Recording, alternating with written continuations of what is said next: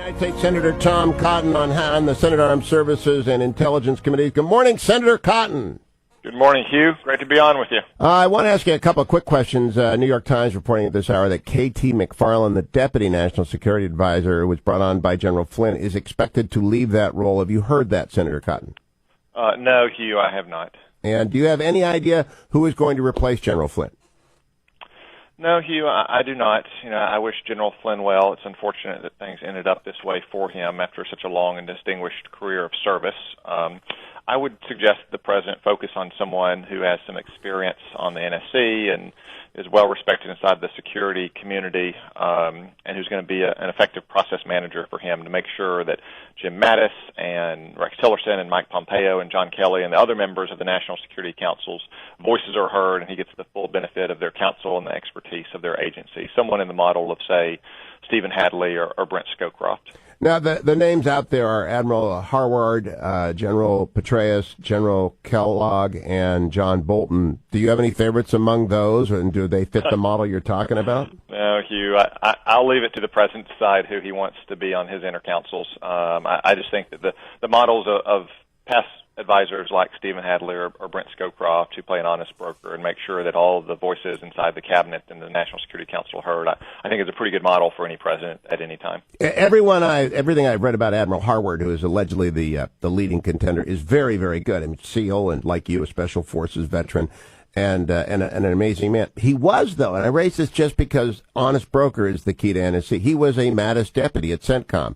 Does that make someone like Rex Tillerson at State wonder whether or not he can be an honest broker at the NSC?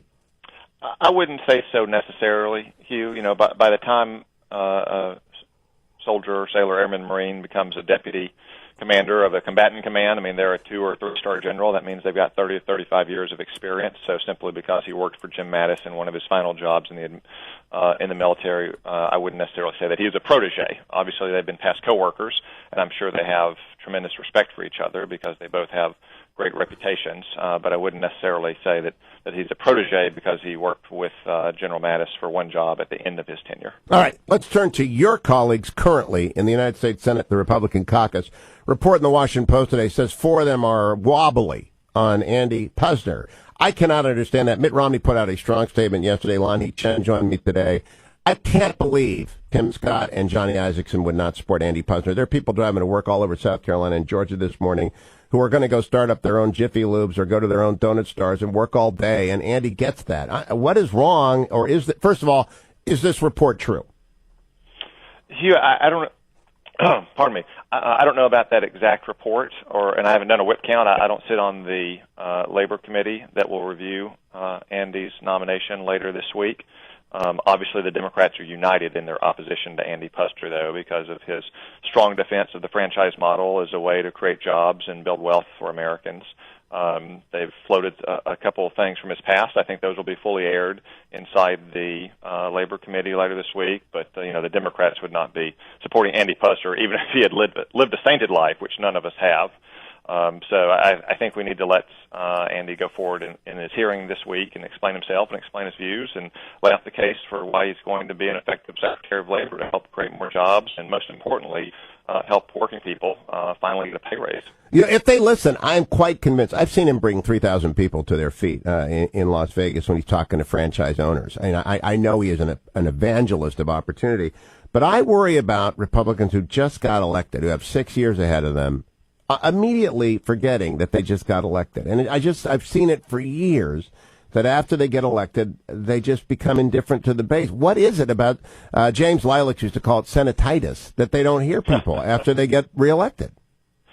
Well, when you have a 6-year term, sometimes it's easy to look beyond the public opinion to which you were just answering in your state. I don't know if any of those senators that you just mentioned succumb to that. They're pretty effective representatives of their people, and I think many senators simply like to take time until a hearing actually occurs so they can have a full airing of the views. Sometimes I take that wait-and-see attitude, sometimes based on my personal relationship and knowledge of nominees or my private conversations when they visit my office. I announce my support after those meetings.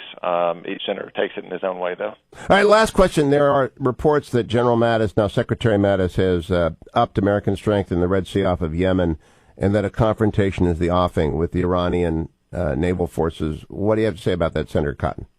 Well, Iran has been running guns into Yemen for a long time, supporting a Shiite-backed insurgency against the government of Yemen as well as against our partner Saudi Arabia.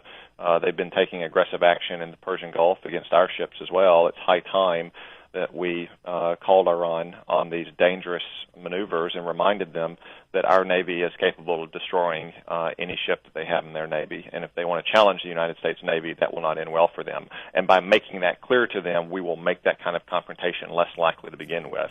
In the last administration, by indulging Iran's imperial aggression throughout the region and these kind of specific aggressive techniques, we embolden them to take more of them. Senator Cotton, always a pleasure to talk to you. Clarity is welcomed, always over agreement. I appreciate your clarity. Please go back to your Senate caucus members. Tell them to get on board with Andy Puzner, because I just think they are underestimating what the attention of focus on this is among people who believe in free markets and growth in the economy. Thank you, Senator Cotton. I'll be right back.